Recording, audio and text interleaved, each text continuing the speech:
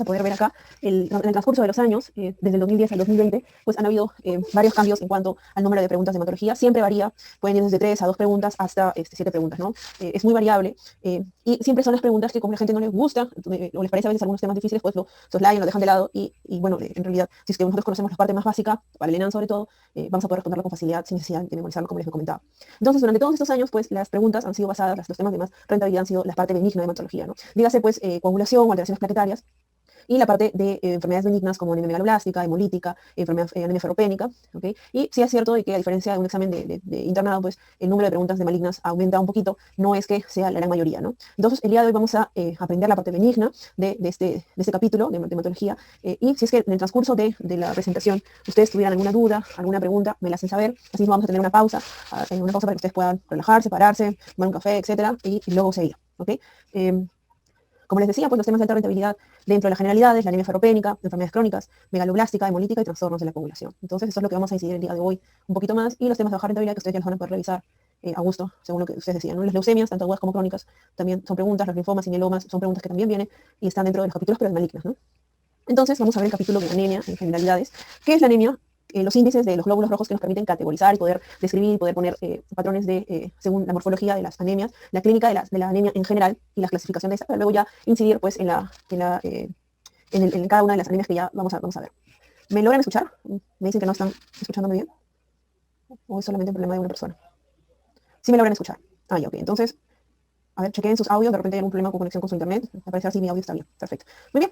Entonces, por ejemplo, tenemos un caso típico muy simple, básico, que ustedes van a poder responder con lo que ya vamos a estar resolviendo en el transcurso de estas horas, ¿no?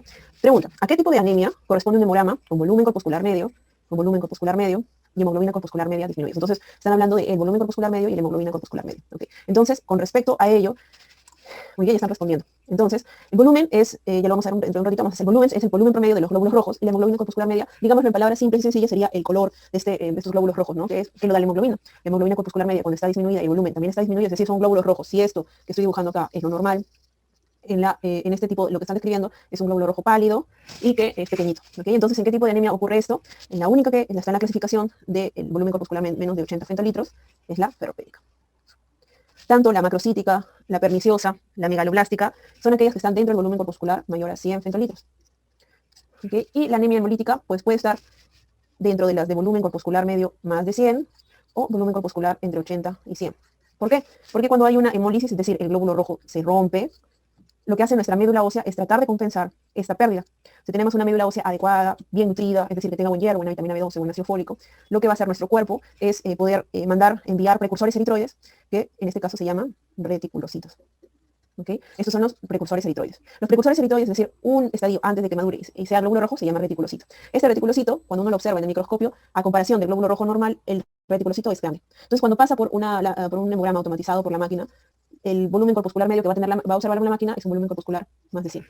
¿Okay? Pero si es que tenemos una médula y la hemólisis no es tan grave, no es tan aguda, pues nuestra médula puede lanzar glóbulos rojos de manera normal, aumentada, y estos sí van a tener un volumen corpuscular entre 80 y 100. Por eso es que les digo que puede estar entre más de 100 o una normocítica, entre 80 y 100. ¿Okay? Entonces acá la respuesta es una anemia ferropénica, que es la que tiene estas características. El hierro hace que el tamaño de estos glóbulos rojos no sea bueno, sea muy pequeñito, y la hemoglobina corpuscular media, que es la concentración de hemoglobina, el glóbulo rojo también nos da esa característica, ¿no?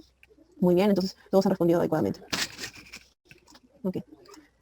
Ok, según la OMS, nosotros clasificamos la anemia según si es hombre o varón, como niveles de hemoglobina menor a 12 gramos por decilitro o en los hombres menor a 13 gramos por decilitro. En el caso de embarazadas, el patrón cambia, el nivel cambia, y para definir anemia es 11 gramos por decilitro. Podemos definirlo, la anemia, según los niveles de hemoglobina, según el número de eritrocitos que tengamos y encontremos en el nivel de nuestro hemograma, o según la concentración de o el porcentaje del volumen total de nuestros glóbulos rojos con respecto al todo nuestro volumen sanguíneo. Si nosotros tuviéramos o recolectáramos nuestra sangre y lo centrifugáramos, acá vamos a tener toda la masa de glóbulos rojos y arriba vamos a tener el plasma. Entonces, el porcentaje de los glóbulos rojos con respecto al total de volumen sanguíneo es lo que corresponde y se llama hematocrito. Entonces, podemos clasificarlo según estos parámetros: el recuento eritrocitario menor a 3.8 en mujeres o menor a 4.5 en varones, y el hematocrito en mujeres menor a 35% y menor a 40%. Cualquiera de estas definiciones son válidas, ¿okay? Y en realidad, si nosotros queremos definir anemia adecuadamente, diríamos que es el nivel o número de glóbulos rojos, pues ha descendido, ¿no? Esa sería la verdadera definición. Sin embargo, para términos prácticos, lo que nosotros hacemos es medirlo con el nivel de hemoglobina. Con el hematocrito, por ejemplo, cuando vamos a donar sangre, sacan una pequeña muestra, esa muestra la centrifugan rápidamente y pues rápidamente pueden saber un promedio de nuestro hematocrito sin necesidad de tener una muestra sanguínea completa, ¿no? A ver, ya. Entonces hay una relación de hemoglobina con hematocrito para que ustedes lo puedan sacar ustedes lo puedan sacar más rápidamente. Entonces, si ustedes tienen un nivel de hemoglobina de 12, lo multiplicamos por un factor, pues, por 3, y esto nos va a dar el hematocrito, 36. ¿Ok? Entonces, si solamente tuviéramos un hematocrito, por ejemplo, en el caso cuando donamos sangre, y decimos, oye, ok, entonces ese 36% lo dividimos entre 3 y nos va a dar un nivel de hemoglobina de 12 gramos por decilitro. ¿Ok? Entonces, esa es la relación que nosotros podemos ver. Esa es para la primera pregunta. Entonces, el hematocrito sería 11 por 3, 33. Y me preguntan si el hematocrito también cambia con la altura. Sí, porque la altura tiene un factor de conversión. En realidad no es necesario que se lo aprendan. Ustedes pueden revisarlo en internet, ponen niveles corregidos, nivel corregido de hemoglobina según la altura. Y les va a salir, por ejemplo, para cierto nivel, por ejemplo, donde yo hice mi CERU, que era Onda Bélica, donde yo estaba a 3.450 metros sobre el nivel del mar, el nivel de conversión es 3.2. Entonces, a estos pacientes que estaban en altura, yo les restaba 3.2 a su nivel de hemoglobina que me salía. Y esto nos da el nivel de hemoglobina en valor real. ¿Okay? Entonces, obviamente, la hemoglobina, acá por ejemplo, si fuera 15, le restaba y pues estaba en 12.2, ¿no? De esa paciente, por ejemplo, mujer. Pero si me hubiesen dado el hematocrito, me hubiesen dado 45, lo dividía entre 3, me hubiesen dado la hemoglobina y hacía el mismo factor de corrección. Entonces, sí, claro, obviamente se va a alterar. Se altera todos los parámetros alrededor de esto. ¿Okay? Entonces, no lo memoricen los factores de corrección de la altura, simplemente buscan, es una tabla, y ven según el nivel de altura de este paciente, hacen la resta. Les va a servir bastante para el CERU, porque van a haber niveles de hemoglobina bien elevados, ¿no? Como 16, 17, esto es una política, ¿no? En realidad hay que hacer el factor de corrección para poder tener el nivel de hemoglobina real. ¿Ok? Muy bien. Vamos a pasar. Entonces, hay características de estos glóbulos rojos que nos van a permitir a nosotros poder darle nombres, poder categorizar. Y sabiendo nosotros esto, vamos a poder desarrollar varias preguntas, ¿no? Y poder interpretar mejor lo que nosotros llamamos hemograma automatizado, que es el hemograma que nos lanzan las máquinas ya con bastantes parámetros. Ustedes van a encontrar dentro de los parámetros, nos van a lanzar la hemoglobina, el hematocrito, el volumen corpuscular medio, el hemoglobina corpuscular media, la concentración de hemoglobina corpuscular media, el índice de anisocitosis o RDW. Entonces son varios parámetros, no se asusten, porque cada parámetro nos va a decir, por ejemplo, el tamaño promedio de los glóbulos rojos, la cantidad de hemoglobina de cada uno. Entonces, cuando nosotros ya sepamos interpretar este punto, vamos a poder rápidamente definir y poder dar una alerta sobre qué tenemos frente a nosotros, el paciente, ¿no? Entonces, les decía que nosotros empezamos con el número, y también es un dato que va a lanzarnos el hemograma automatizado, es el conteo total de glóbulos rojos, RDC, ¿ok? Y esto imaginemos pues que estamos en un volumen, y lo que nos va a decir es el número de glóbulos rojos que hay por volumen. ¿Okay? Entonces, esto va a variar, ya lo habíamos visto, según si es hombre o según si es mujer. Según si es mujer, va entre 4 a 5 por 10 a la 6 glóbulos rojos por microlitro, mientras que si es varón es un poquito más, 4.5 a 6 por 10 a la 6 por microlitro. ¿Okay? Esto ustedes lo van a poder ver en el hemograma automatizado. Ese es uno de los parámetros. Luego, lo que vamos a ver es el hematocrito, que ya les había comentado, que en realidad el hematocrito es una relación entre la cantidad de glóbulos rojos, la masa de los glóbulos rojos, cuando se centrifugan en relación al volumen total. ¿Okay? Y esto normalmente en varones es 45%, para poner un valor promedio, y en mujeres es un 40%. Vamos a estimar valores promedios. ¿Okay? Eso sería en cuanto al hematocrito. Y luego ya vendría volumen corpuscular medio. Cuando nosotros pasamos por el microscopio y vemos diferentes volúmenes, imaginemos, vemos diferentes glóbulos rojos, van a haber glóbulos rojos un poco más grandes y un poco más chiquitos. Lo que saca el volumen corpuscular medio es el volumen promedio general de todos los glóbulos rojos. Entonces nos dice, oye, mira, es así como si estuviéramos en un colegio y ponen a medir a todos los niños, hay diferentes tallas de todos los niños, te van a dar un promedio, entonces tú dices, bueno, el promedio de este salón es tal talla, ¿no? 1,30 m, por ejemplo, en primaria, ¿no? Entonces eso es lo que nos quiere decir este volumen. Y esto nos va a ayudar a caracterizarlo en diferentes formas, ¿no? El volumen corpuscular medio, menor a 80, entre 80 a 100 y mayor a 100. Menor a 80 se llama microcíticas. Entre 80 a 100, normocíticas. Y mayor a 100, macrocíticas. Y lo que estamos viendo acá y que les estoy explicando, pues es la clasificación morfológica de la anemia. ¿Okay? Entonces, todos aquellos que se encuentren por debajo de 80 son llamados microcíticos. Dentro de ellos, a la cabeza, el más importante es la anemia ferropénica. Otros, intoxicación por plomo, anemia sideroblástica, de repente una anemia crónica que posteriormente en el transcurso de los meses se hace una anemia microcítica. Las talasemias también son causas de microcitosis, de que el tamaño de los glóbulos rojos sea pequeño. Y hay otros que hacen que los glóbulos rojos sean grandes, las macrocíticas. Dentro de ellas están las anemias megaloblásticas. Y hay unas que son normocíticas, es decir, que se encuentran entre 80 y 100, que no varía el tamaño, por ejemplo, en las anemias crónicas, ¿no? En cuanto a la hemoglobina corpuscular medio, lo que nos va a decir la hemoglobina corpuscular media es el contenido promedio de hemoglobina por cada glóbulo rojo, por cada unidad de glóbulo rojo. ¿Okay? Entonces imaginemos, acá tenemos un glóbulo rojo,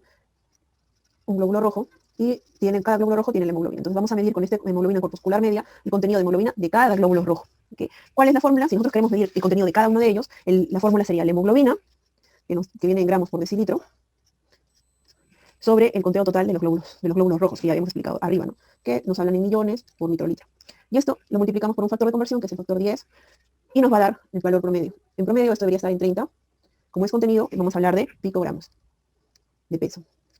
¿Okay? En cambio, la concentración de hemoglobina corpuscular media, que es lo que se confunde la mayoría y es importante recordar, estamos hablando del contenido promedio de la hemoglobina, pero ya no por cada glóbulo rojo, por cada unidad, sino por unidad de volumen. en general, el total volumen que nosotros tenemos sanguíneo, del volumen de células rojas, ¿no? De glóbulos rojos. Entonces, si nosotros queremos saber esto en fórmulas, ¿cómo se traduciría? Y vamos a dividir la hemoglobina entre el hematocrito, porque estamos hablando de unidad de volumen, ¿cierto? Entonces, hagamos un ejemplo, el paciente tiene una hemoglobina de 15, tiene un hematocrito de 45, sería un tercio, pero el factor de conversión es 100. Entonces, el promedio de este valor debería estar en más o menos 33 gramos decilitro.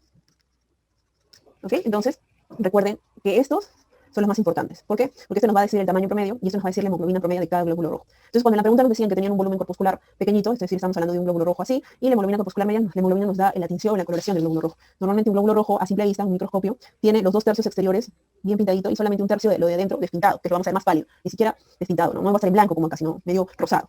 En el caso de la hemoglobina corpuscular media, cuando está baja y está disminuida, pues solamente vamos a ver mayor palidez central, y vamos a ver algo así, para que ustedes tengan una idea. ¿Okay? Entonces, hasta ahí esos son los parámetros más importantes. Y viene otro parámetro que se llama índice de anisocitosis, que nos va a decir qué tanta diferencia hay entre las formas de los glóbulos rojos. Si son todos redonditos o hay diferentes formas, diferentes tamaños, etc., ¿no? Entonces, para esto, normalmente, cuando hay un índice de anisocitosis por debajo, lo más importante es que esté muy, muy elevado, ¿no? El valor normal, acordémonos, es 15, para que ustedes no tengan que memorizar tanto. Y cuando este está elevado, significa de que hay un cambio en las formas de estos glóbulos rojos. Es decir, pueden haber glóbulos rojos bien grandes, como hay glóbulos rojos pequeñitos. ¿Y esto qué nos dice? Que, por ejemplo, cuando se eleva, cuando nosotros damos en una paciente que tiene anemia ferropénica, le suplimos lo que le falta. Le damos hierro. Le damos el hierro y el índice de anisocitosis se va a elevar. ¿Por qué? Porque la médula ósea ya va a tener el suplemento que necesita para poder producir los glóbulos rojos. Entonces va a lanzar a nuestra sangre periférica glóbulos rojos grandes, algunos glóbulos rojos aún que no contienen tanta hierro, o en su defecto puede que lance reticulocitos que son más grandes y que el hemograma automatizado confunde como glóbulos rojos. ¿Okay? Entonces ahí el índice de anisocitosis se eleva. ¿Okay? Entonces esos son los parámetros que ustedes tienen que dar cuenta, los pueden ver ahora en el internado, ustedes lo ven y ustedes ya pueden definir exactamente qué es lo que pasa, ¿no? Y por qué, y ustedes ya pueden ir deduciendo, no simplemente ver la hemoglobina y eso sería todo.